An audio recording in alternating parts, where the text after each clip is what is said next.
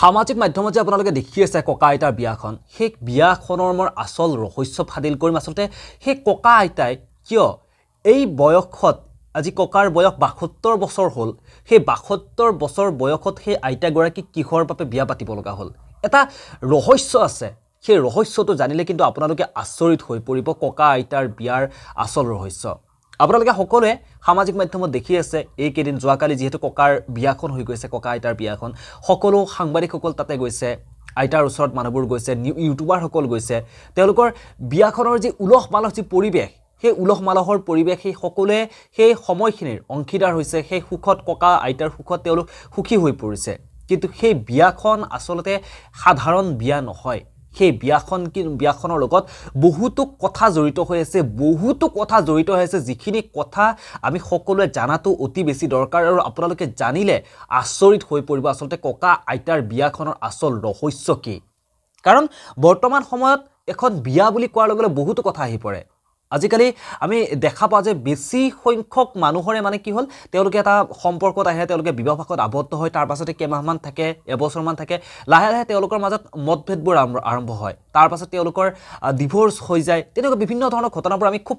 শুনি থাকোঁ নহয়নে কিন্তু এই ককা আইতাৰ বিয়াখন এই বয়সত মানুহে যে কয় প্ৰেমৰ কোনো ধৰণৰ বয়স নাথাকে প্ৰেমৰ এটা বয়স থাকে যে তেওঁলোকে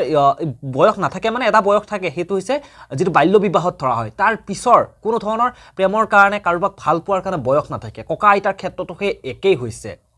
একেই ঘটনা হৈছে ককা আইতাৰ ক্ষেত্ৰত কাৰণ ককা আইতাই আজি ৭২ বছৰ বয়সত সেইজন ককাই সেইগৰাকী আইতাক বিয়া পাতিবলৈ গৈছে বিয়া পাতি লৈ আহিছে আৰু সাধাৰণতে কোৱা হৈছে এখন ঘৰত যেতিয়া বৃদ্ধ তেওঁলোকৰ বৃদ্ধ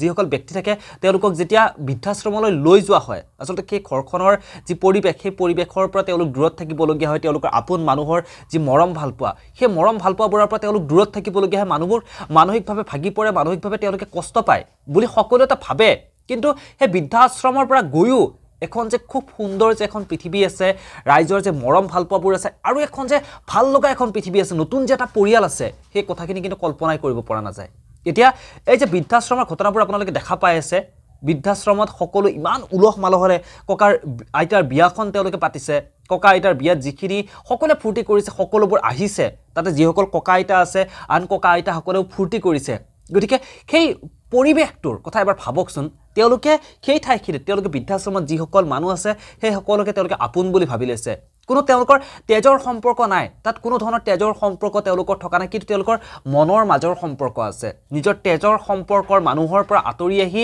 তেওঁলোকে এনেকুৱা এটা পৰিবেশত তেওঁলোকে থাকিবলৈ লৈছে যিটো পৰিবেশত তেজৰ সম্পৰ্ক নথকাৰ পিছতো এনে কিছু মানুহ তেওঁলোকৰ একেবাৰে আপোন হৈ পৰিছে প্ৰতিটো সময়তে আপদে বিপদে সেই মানুহখিনি তেওঁলোকৰ লগত আছে আৰু অৱশেষত সেই ককা আইতাৰ তেওঁলোকৰ বিয়াখনো পাতি দিছে উলহ মালহেৰে সম্পূৰ্ণ আমাৰ অসমীয়া যি ৰীতি নীতি এনেকুৱা নহয় যে পাতিব লাগে কাৰণে পাতিছে নিয়মটো কৰি এৰি দিছে তেনেকুৱা নহয় একেবাৰে ধুম ধামেৰে যিমানখিনি দৰকাৰ হয় যিখিনি নিয়ম কানুন আমাৰ অসমীয়া সমাজৰ বিয়া এখন চলি যাওঁতে যিমানখিনি নিয়ম কানুনৰ দৰকাৰ হয় গোটেইখিনি নিয়ম পালন কৰি এখন বিয়া খুব সুন্দৰকৈ পালন কৰিছে ককা আইতাৰ বিয়াখন ধুমধামেৰে পালন কৰিছে আৰু সেই বিয়াখনত এতিয়া সকলোৰে চকু গতিকে ভাল পোৱা হ'ব লাগে প্ৰেম হ'ব লাগে তেনেকুৱা য'ত কোনো বয়সৰ সীমা নাথাকে কেৱল ইজনে আনজনক বিচাৰে ইজনে আনজনৰ সাহস হৈ থাকিব বিচাৰে ইজনে আনজনৰ লগত থাকিব বিচাৰে সেয়াই হৈছে আচলতে প্ৰকৃত ভাল পোৱা আৰু যদি হেয়া ভাল পোৱা এনে কাৰোবাৰ চকুৰ দৃষ্টিত হৈ পৰে যদি ভাল পোৱাৰ কাৰোবাৰ কাৰণে আকৰ্ষণ হৈ পৰে তেতিয়াহ'লে সেইবোৰত কি হয় এনে সাধাৰণতে আমি বৰ্তমান সময়ত যিবোৰ ঘটনা দেখা পাওঁ দুদিন থকাৰ পিছত ডিভোৰ্স হয় বিভিন্ন ধৰণৰ সমস্যাবোৰ হয় পৰকীয়া প্ৰেম হয় ইত্যাদি বিভিন্ন ধৰণৰ সমস্যাবোৰৰ সৃষ্টি হয় সেয়া হৈছে ভাল পোৱা কেৱল খন্তেকীয়া সেয়া জাষ্ট এটা আকৰ্ষণ এটা সময়ত সেই আকৰ্ষণবোৰ নোহোৱা হৈ পৰাৰ পিছত আন মানুহলৈ গতি কৰে আন মানুহক ভাল লগা হৈ পৰে তাৰ পাছতেই তেওঁলোকৰ যিবোৰ সম্পৰ্ক থাকে সেই সম্পৰ্কবোৰত ফাট মেলিবলৈ আৰম্ভ কৰে নহয়নে গতিকে ককা আইতাৰ ভাল পোৱাই কিন্তু বহু কথা শিকাই থৈ যায় এই বয়সত তেওঁলোকৰ যি মৰম চেনেহ ভাল পোৱা সেই কথাই কিন্তু বৰ্তমান সময়ত ভাল পোৱা যে সঁচা ভাল পোৱা যে জীয়াই আছে আমি যে কওঁ বৰ্তমান লাহে লাহে মানুহৰ সঁচা ভাল পোৱা নোহোৱা হৈ যাব ধৰিছে মানুহে ভাল পোৱাৰ নামত মানুহে নাটক কৰিবলৈ লৈছে কিন্তু সেই নাটকৰ মাজতে সেই স্বাৰ্থপৰ ভাল পোৱাৰ মাজতে যে কৰবাত সঁচা প্ৰেম সঁচা ভাল পোৱা যে কৰবাত লুকাই আছে ককা আইতাৰ কিন্তু এই বিয়াখনে তাৰেই এক প্ৰমাণ নহয়নে বাকি আপোনালোকে কি ভাবে জনাবৰ কাৰণে একেবাৰে নাপাহৰিব বৰ্তমান সময়ত এনে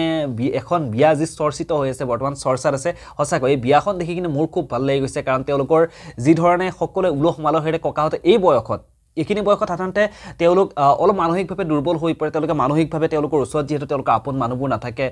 তেওঁলোকৰ লগত কথা পাতিবলৈ তেওঁলোকৰ কথা শুনিবলৈ বিভিন্ন সময়ত সেই বয়সস্থ ব্যক্তিসকলৰ ওচৰত কোনো মানুহ নাথাকে তাৰ কাৰণে এই বয়সস্থ ব্যক্তিসকল লাহে লাহে যেন অলপমান ক'ৰবাত তেওঁলোকে অকলশৰীয়া অনুভৱ কৰে নহয়নে কিন্তু এই বৃদ্ধাশ্ৰমত ককা আইতাৰ লগতে আন আন যিসকল ককা আইতা আছে সকলো ইমান ফূৰ্তি কৰে এটা পৰিয়ালৰ দৰে ইমান ধুনীয়াকৈ থাকে হাঁহি হাঁহে ধেমালি কৰে ফূৰ্তি কৰে হৰিনাম তেওঁলোকে গাই পুৱা গধূলি সকলো সময়তে প্ৰতিটো সময়তে এটা পৰিয়ালত তেওঁলোকে যিধৰণে থাকিব হয়তো তেওঁলোকৰ পৰিয়ালতো চাগে ইমান শান্তিত থাকিব নাপালে হয় তেওঁলোকে সেই